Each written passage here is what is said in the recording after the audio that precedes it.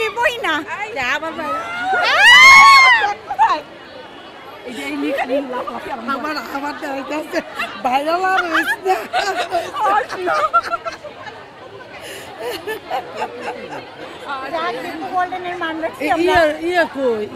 নাফিসার কি খবর জানি না।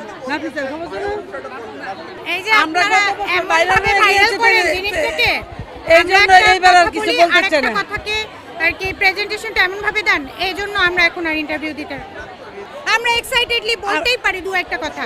এইটা নিয়ে আপনারা সাংবাদিকরা এমন ভাবে এটাকে ভাইরাল করেন যে আমরা মেট্রিকের সময় ভাইরাল হয়ে গেছে।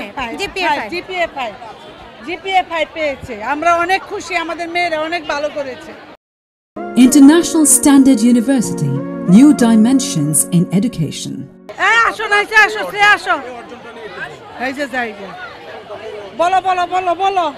সন্তানদের অর্জন এটা তো ডেফিনেটলি আমি মনে করি একটা খুবই ভালো।